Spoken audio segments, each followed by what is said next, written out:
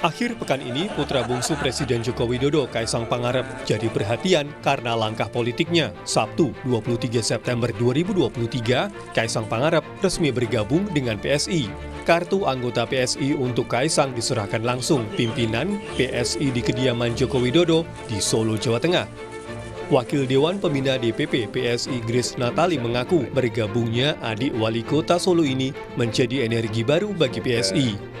Tapi kami sangat senang sekali karena ada energi baru, komunikasi, persahabatan, pertemanannya sudah terjalin cukup lama, dan kami sangat apresiasi Mas Kaisang mau turun ikut berjuang bersama dengan teman-teman PSI.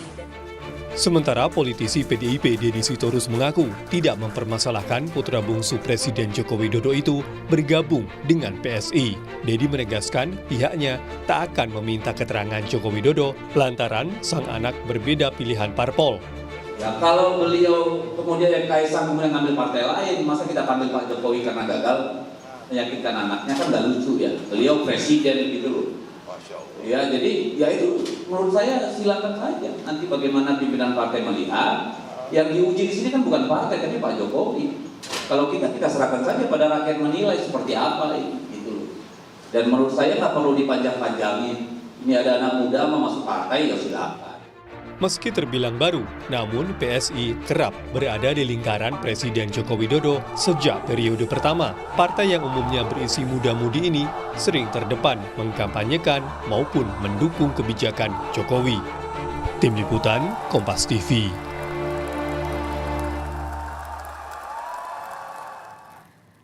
Selang 2 hari setelah Kaisang resmi jadi anggota hari ini, Partai Solidaritas Indonesia menggelar Kopdarnas. Pertanyaannya, benarkah Kaisang akan menggantikan Ketua Umum PSI atau mungkin ada jabatan strategis lainnya yang disiapkan? Kami bahas sore ini bersama dengan Direktur Eksekutif Carta Politika Indonesia, Yunarto Wijaya, dan Wakil Ketua Umum PSI, Andi Budiman. Sore, Mas Andi, Mas Toto.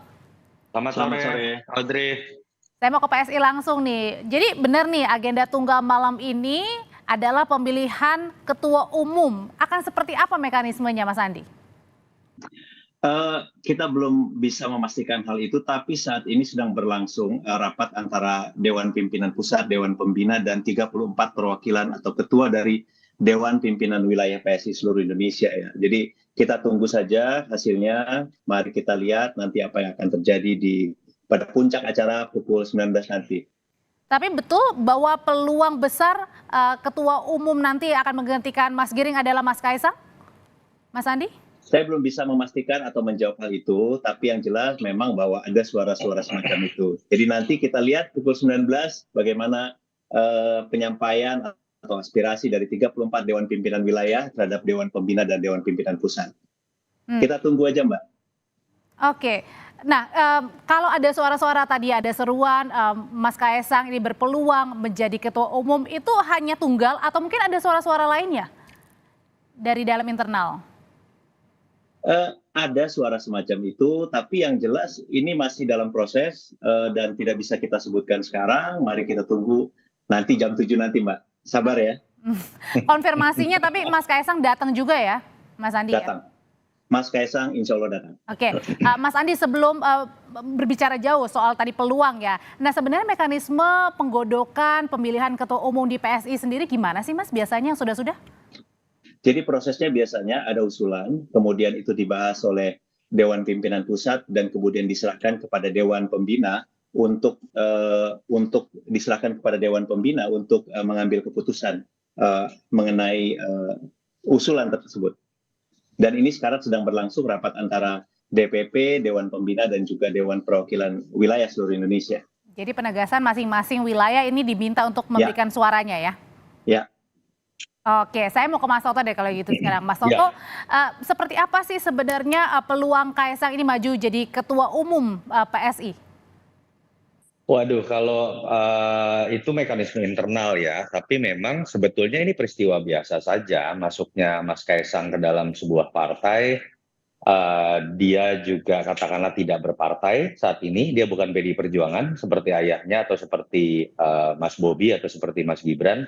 Dan ternyata ketika sempat ada pro dan kontra terkait aturan di PDI Perjuangan bahwa tidak boleh ada satu keluarga yang kemudian berbeda partai, ternyata jelas aturannya hanya dalam konteks keluarga inti. Kasarnya kalau kartu keluarganya sama lah, sehingga dari sisi aturan, dari sisi posisi Mas Kaisang tidak ada yang aneh.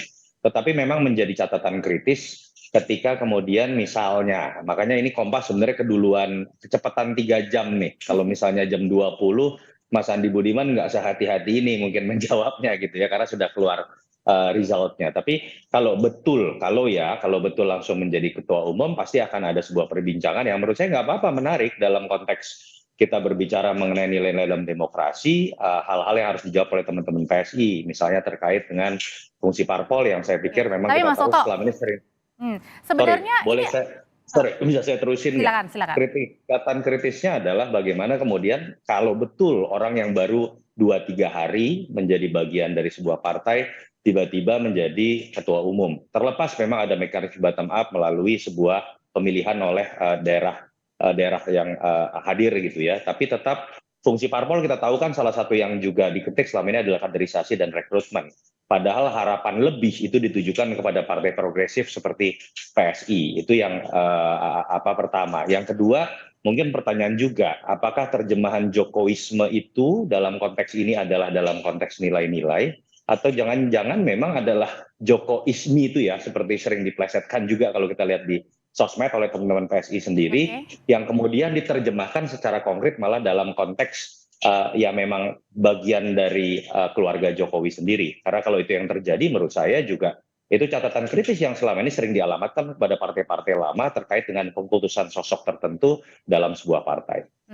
Makanya karena tadi Mas Toto meminjam kata-kata Mas Toto, baru beberapa hari ya punya KTA, kartu tanda anggota, lalu kemudian diisukan menjadi ketum. Tapi ini kalau loh Adri, kan kalau belum jadi kan, belum tentu juga kata Mas Andi. Karena nanti masih ada mekanisme ya di jam 8 malam ya.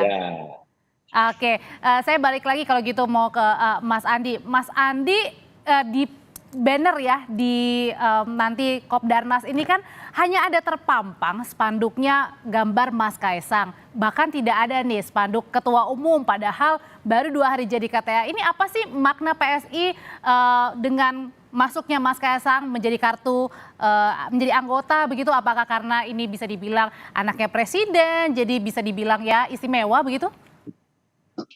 Begini, kalau ada anak muda punya niat baik, masuk ke sektor publik, masuk ke politik, ingin mengurus persoalan-persoalan di masyarakat, itu harus diapresiasi. Itu pertama, saya rasa. Anak muda harus diberi kesempatan. Dulu juga ketika Mas Gibran mencalonkan diri sebagai calon wali kota Surakarta di Solo, dulu juga banyak suara yang pesimis. Apa bisa anak muda memimpin? Pengalamannya mana? Suksesnya mana? Apa buktinya? Tapi hanya dalam waktu singkat, Mas Gibran telah menyulap kota Solo menjadi sebuah kota yang keren, sebuah kota yang maju. Salah satu seorang pemimpin daerah paling menonjol di Indonesia yang punya komitmen yang kuat terhadap kebangsaan. Dan itu membanggakan. Jadi itulah pentingnya kita meletakkan kepercayaan kepada generasi muda. Kalau tidak, maka apa yang selama ini kita katakan tentang anak muda harus diberi kesempatan, kepercayaan, itu hanya akan menjadi retorika. Karena lagi-lagi pada gilirannya hanya orang-orang yang lama saja yang mimpin. Nah, ini saatnya kita memberikan kesempatan kepada anak muda. Jadi kalau ada orang seperti Mas Kaisang bergabung dengan kami, tentu ini adalah sebuah kehormatan yang besar, sesuatu yang baik, harus dihargai, dan tentu ini kami syukuri. Dan mengenai apakah akan menjadi ketua umum atau tidak, itu nanti kita akan lihat dalam proses diskusi yang sedang berlangsung saat ini. Tapi jadi Mas Andi, yang pertama adalah beri kepercayaan kepada anak muda. Oke, tapi dengan masuknya Mas Kaisang ini sebenarnya keinginan lama dari PSI atau gimana sih Mas? Ini tidak ada urusan dengan keinginan lama atau keinginan baru ya. Tapi yang jelas begini, keinginan Mas Kaisang bergabung dengan PSI ini harus diapresiasi. Kenapa? Pertama, Mas Kaisang ini memilih sebuah partai yang sedang berkembang, bukan sesuatu yang jadi. Jadi ada sebuah sikap yang tidak ingin menerima sesuatu yang sifatnya instan. Ini memperlihatkan bahwa Mas Kaisang ingin berjuang bersama, membesarkan partai, membesarkan PSI. Dan itu yang harus kita hargai. Jadi justru ini dibalik. Kalau misalnya orang bertanya kenapa masuk ke PSI dan lain sebagainya, bukan dilihat bahwa itu sebagai satu privilege, tapi sebuah keinginan untuk membangun sesuatu yang saat ini masih belum besar untuk menjadi sesuatu yang besar, menjadi sebuah partai besar. Kalau ada anak muda punya tekad, punya keinginan untuk maju, untuk berjuang bersama dari bawah, itu harus kita hargai. Oke, selain nama Mas Kaisang sendiri yang tadi berpotensial ya menjadi menduduki posisi strategis, ada nggak sih nama-nama lainnya gitu yang anak muda juga di PSI, Mas Andi? Tentu kita punya banyak kader yang bagus juga, dan selama ini kan sering muncul ya nama-nama yang selama ini dikenal oleh publik, sering mewakili PSI dan lain sebagainya. Tapi kalau dalam konteks ini saya nggak tahu pertanyaannya arahnya seperti apa, tapi yang jelas di PSI itu banyak anak muda. Mas Kaisang masuk itu bagus, mewakili satu generasi baru, satu wawasan baru yang merupakan pemilih terbesar di 2024. Jangan lupa hampir 60% pemilih kita di pemilu 2024 nanti adalah anak muda. Kalau misalnya anak muda tidak terwakili, jangan-jangan saya khawatir hampir 60% itu sebagian besar tidak akan ke kotak suara. Kalau mereka tidak melihat ada satu sosok yang bisa relate dengan mereka. Oke. Nah, kehadiran Mas Kaisang dalam politik, masuk ke PSI ini kan harus dihargai dalam konteks itu. Dia membangun kepercayaan kepada anak muda bahwa ya kita terwakili kok di dalam politik. Bukan sekedar menjadi objek pasif di dalam politik, Oke, tapi baik. sesuatu yang lebih dihargai dan didengar. Kalau Mas Toto melihatnya ya pandangannya Ya. Mas Kaisang sudah masuk, sudah resmi punya KTA-nya, terus kemudian juga banner spanduk di mana-mana hari ini di Kopdarnas. Hanya ada foto Mas Kaisang aja. Nah ini ngelihatnya gimana sih Mas sebenarnya masuknya Kaisang di PSI ini, Mas Toto? Iya, bahwa anak muda diterima masuk, diapresiasi, diberikan kesempatan lebih, saya sepakat. Dalam konteks ketika berbicara di dunia non-politik pun, sekarang kesempatan buat anak-anak muda lebih besar. Kenapa? Simpel, karena memang modal yang dulu disebut pengalaman sebagai modal termahal orang untuk berkarir politik, sekarang sudah transformasi menjadi modal pengetahuan atau informasi dalam dunia digital yang dikuasai anak-anak muda, sehingga kemudian kesempatan harus diberikan lebih. Dan itu terbukti berhasil dalam dunia bisnis, dalam dunia politik, di belahan negara lain pun terjadi. Catatan kritisnya bukan itu, menurut saya tadi yang lagi-lagi kita masih berandai-andai. Kalau terkait dengan Mas Kaisang masuk ke dalam PSI, partai yang belum jadi, saya pikir itu hal yang... Mas Toto suaranya masih bermasalah, boleh diulangi kembali Mas Toto? Ini di... Iya, sorry. Iya, walaupun kemudian jadi catatan. Oke, mungkin sambil diperbaiki jaringan komunikasi. Ya, silakan Mas Toto. Iya, Kita coba lagi. sudah balik. Ya, walaupun catatan kritisnya kan adalah kemudian ya kalau gitu berarti kok kenapa Mas Gibran dulu tidak masuk PSI? Seakan-akan Mas Gibran ini masuk PDI Perjuangan menerima sesuatu yang mapan gitu kalau menggunakan logika yang sama. Yang kedua, saya pikir kalau betul memang langsung menjadi ketua umum tadi, catatan kritisnya langsung muncul. Bahwa logika yang disebutkan oleh Mas Andi Budiman tadi itu kan bicara mengenai kesempatan yang harus diberikan sama kepada siapapun. Jangan sampai nilai-nilai lama yang tertanam dalam partai-partai terkait dengan hal-hal yang tidak egaliter, demokrasi feodal. Tapi yang dilihatnya Mas Toto, apakah elit. dengan merekrut Mas Kaisang ini merupakan salah satu manuver bagi PSI juga untuk menuju ke Senayan nih? Saya nggak bicara itu dulu ya Mbak ya. Ada poin yang lebih besar Mbak Audrey. Terkait dengan kalau kemudian seorang Kaisang baru 3 hari mendapatkan KTA langsung bisa menjadi ketua umum, itu membantah logika yang tadi Mas Andi Budiman sebutkan dengan sangat baik. Saya takut kemudian ini jadi role model buat partai-partai untuk kemudian berbicara siapa yang anaknya presiden memang privilege-nya lebih. Ketika kemudian Bisa Anda dibilang adalah ini jadi presiden buruk maksudnya? Betul, kalau konteksnya langsung menjadi seorang ketua umum ya, karena itu fungsi utama loh dari parpol loh. Saya sepakat teman-teman PSI ini selalu lantang berbicara mengenai perilaku korup. Tapi kita ingat loh, problem dari elit-elit dan partai kita itu yang mendasar bukan hanya perilaku korup, itu ada di hilir. Di hulunya itu bermula dari demokrasi yang sifatnya elitis. Privilege yang diberikan lebih kepada sosok tertentu. Partai yang malah seringkali bertransformasi diidentitaskan hanya menjadi fans club dari sosok tertentu. Demokrasi yang mengkultuskan. Kalau itu terjadi, nuansa bahwa partai ini hanyalah sebuah fans club dari Pak Jokowi yang buahnya memberikan privilege lebih Oke. kepada keluarganya, itu kemudian bisa ditafsirkan seperti itu oleh sebagian pihak. Oke. Saya tidak ingin kemudian memberikan tuduhan, tafsir saya bisa berbeda dari setiap pihak lain, tapi itu akan jadi catatan kritis yang mungkin akan ditanyakan juga kepada teman-teman PSI. Langsung saya Dengan tanyain ya. catatan Ini kan hal Mas Andi. ini kan hal biasa ya. Maksudnya dalam artian ada orang bagus bergabung dalam partai, diberi kepercayaan, diberi tempat, itu sesuatu yang biasa. Nggak usah terlalu dilebih-lebihkan juga. Justru pertanyaannya adalah jangan-jangan alasan-alasan yang disampaikan tadi adalah sebetulnya hanya untuk menyembunyikan pikiran bahwa anak muda itu tidak mampu, anak muda itu tidak bisa diberi kepercayaan. Jangan-jangan di belakang kepalanya ada seperti itu. Yang kedua, Kepala siapa nih, Mas Andi? saya nggak tahu. Mungkin ada pikiran seperti itu, Mas Toto. Yang kedua, kalau dibilang bahwa ini adalah partai fans Pak Jokowi, betul kami memang sangat mengagumi Pak Jokowi. Tapi yang kami kagumi adalah value beliau. Nilai-nilai yang sudah dikerjakan oleh Pak Jokowi. Jangan lupa bahwa ini adalah salah satu pikiran yang sifatnya rasional. Sifat atau sikap kami mendukung Pak Jokowi itu adalah Dan apakah dengan pilihan yang mengagumi sangat Pak rasional. Jokowi Di juga antara seluruh elit-elit politik yang ada sekarang, orang yang paling bisa dipercaya bagi kami adalah Pak Jokowi. Jadi sekali lagi mohon maaf, ini pilihan politik. Jadi kalau misalnya ada yang Oke. menganggap Mas Bu Andi. Mega lebih bisa dipercaya, ya silahkan. Ada yang menganggap Pak SBY lebih bisa dipercaya, Ya, silahkan. tapi dengan sekali lagi, mengaguminya Pak Jokowi, ini apakah sebuah harus sikap memberikan privilege juga kepada termasuk dengan anaknya, hal yang Mas berbeda. Kaisang? Privilege tidak ada kaitan dengan itu. Sebuah sikap politik mendukung apa yang dikerjakan Pak Jokowi adalah satu hal. Memberi kesempatan kepada seorang Kaisang ini adalah hal lain. Jangan lupa, Mas Kaisang ini berbeda loh partainya dengan bapaknya, dengan masnya. Jadi sekali lagi, ini justru tidak ada kaitan. Yang harus kita lihat justru kita harus respect bahwa Mas Kaisang ini memilih jalan sendiri, memilih jalan yang tidak mudah. Karena Bukan gini, jalan yang Mas sudah Andi. jadi, bukan yang instan. Justru ini harus dihargai. Kalau misalnya Mas Kaisang bergabung dengan sebuah partai yang mapan, tuduhan seperti Karena itu mungkin gini, bisa jadi relevan. Mungkin Tapi pemikirannya ketika gini Mas Andi. Mas Kaisang bergabung Mas dengan Andi, suatu partai baru yang masih 2-3 berkembang, hari ini harus punya kartu tanda anggota, tapi kemudian digadang-gadang atau diusulkan yang menjadi, bahkan kalau tidak salah Mas Giring ketua umumnya ini bilang bahwa saya yang minta Kaisang jadi ketum.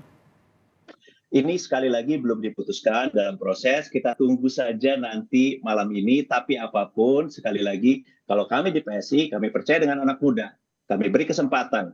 Sekali lagi, dulu juga Mas Gibran tidak dipercaya oleh orang atau partai politik yang pertama mendukung Mas Gibran menjadi wali kota Solo adalah PSI. Sekarang lihat hasilnya bagaimana, Solo jadi keren, tingkat kepuasan publik terhadap kepemimpinan Mas Gibran itu di atas 90%. Jadi pilihan kita tidak salah juga gitu loh. Bahwa kemudian ada orang yang menganggap bahwa ini belum pantas, ini orang baru, tidak punya pengalaman dan lain sebagainya. Biarkan saja. Biar waktu yang akan membuktikan. Karena kan beberapa waktu lalu kita juga masih ingat nih PSI juga mendorong salah satunya menjagokan wali kota ya waktu itu saat itu menjagokan nama Mas Kaisang juga meskipun waktu itu akhirnya tidak jadi kan. Bagus kan? Coba di Depok misalnya, ketika 20 tahun lebih orang merasa tidak ada harapan. Saya bicara dengan warga Depok, banyak ada keluarga juga di sana. Mereka sangat antusias ketika nama Kaisang muncul. Jadi sebetulnya problem politik itu sederhana. Orang mulai kehilangan harapan dengan orang-orang yang mungkin sudah terlalu lama ada di politik. Dan ketika ada sosok baru, mereka bisa menjadi tumpuan, menjadi harapan baru. Mas Andi, sekarang saya mau ke Mas Toto, kembali ke Mas Toto lagi. Semoga jaringannya baik-baik saja. Mas Toto, jadi terbantahkan apa yang tadi sudah disampaikan pernyataan dari Mas Andi ini? Mas Toto? Ya pandangan saya berbeda. Saya kan berbicara bukan Kaisang dilarang kemudian masuk menjadi calon wali kota Depok atau kemudian masuk KTA-nya menjadi PSI, partai kecil yang masih akan berjuang. Yang kita tanyakan adalah, makanya saya masih berandai-andai kalau langsung menjadi ketua umum, dimulai dengan sebuah gimmick atau simbol, ada seorang anak muda yang harusnya nilainya sama kalau ingin dianggap partai ini dianggap menghormati anak muda dengan anak-anak muda lain yang ingin masuk ke dalam PSI tapi tiba-tiba diberikan KTA, didatangi ke rumahnya, bahkan rumah ayahnya yang adalah seorang presiden. Sehingga saya kok bisa melihat dari sisi kacamata lain, selain ini adalah apresiasi terhadap anak muda, jangan sampai ini ditangkap kemudian menjadi sebuah privilege yang diberikan karena anak seseorang. Bahkan kalau kita lihat Mas AHY yang sering dikritik, Mbak Puan yang sering dikritik itu melalui proses yang masih lebih panjang, tidak kemudian masuk ujuk-ujuk dalam beberapa hari, kemudian berpotensi menjadi ketua umum. Bahkan saya belum pernah melihat sebuah partai Hmm? Kita coba lagi Mas Toto. Iya, proses instan seperti itu tadi Audrey, sorry keputus Oke, yang oke. kemudian menurut saya akan jadi catatan kritis tadi. Tidak apa-apa kalau kemudian kritik-kritik ini diartikan sebagai sebuah kecurigaan. Saya sih berharap teman-teman PSI lebih tidak anti kritik ya dibanding partai-partai lain yang lebih lama. Tapi jangan sampai kemudian harapan yang diberikan kepada anak-anak muda melalui politik dalam bentuk egalitarianisme yang kesempatannya sama diberikan kepada semua anak muda yang ingin masuk ke PSI, kemudian diberikan sebuah contoh bahwa kalau ada anak muda yang khusus adalah anak presiden, bahkan bisa langsung mencapai jabatan tertinggi dalam sebuah kaderisasi di Tapi parpol. apakah ini mungkin adalah eksperimen politik mungkin entah bagi Kaisang atau PSI sedang Itu bereksperimen? hak dari PSI dan Kaisang ya, saya pikir, dan ini tidak bisa dilarang oleh siapapun, mungkin ADART-nya juga tidak melarang, tapi kan kita berbicara mengenai hal-hal yang selama ini kita sepakati dalam kritik-kritik proses dalam fungsi-fungsi parpol, salah satunya tadi rekrutmen dan kaderisasi, menurut saya ini titik paling ekstrim yang ditunjukkan oleh sebuah partai yang katanya paling progresif dan diisi oleh anak-anak muda dalam proses kaderisasi yang sifatnya bisa sangat instan. Oke. Gini Mbak, dalam Singkat, politik Mas Andi. misalnya ini ada perumpamaan. Kalau misalnya kita sudah memberi kesempatan kepada kekuatan-kekuatan politik untuk memperlihatkan diri, bekerja untuk kepentingan publik, diberi kesempatan puluhan tahun dan kemudian terbukti tidak deliver gitu ya. Apa salahnya kita mencoba sesuatu yang baru? Wajah yang fresh itu saya pikir itu yang dibutuhkan politik Indonesia hari ini. Bukan justru orang-orang yang masih baru ini, yang masih belum tercemar dengan satu tradisi politik yang lama ini bisa lebih memberi harapan. Jangan lupa dalam politik itu sesuatu baik. yang sifatnya pengalaman itu belum tentu menjadi sesuatu yang positif. Baik, Bisa baik. jadi orang justru berharap pada sesuatu yang baru, sesuatu yang masih murni, sesuatu yang masih bersih, sesuatu yang belum tercemar. Bisa jadi begitu. Oke, baik. Terima kasih Mas Andi Budiman, Partai Solidaritas Indonesia, dan juga terima kasih Mas Yunarto Wijaya. Sehat selalu, Bapak-Bapak.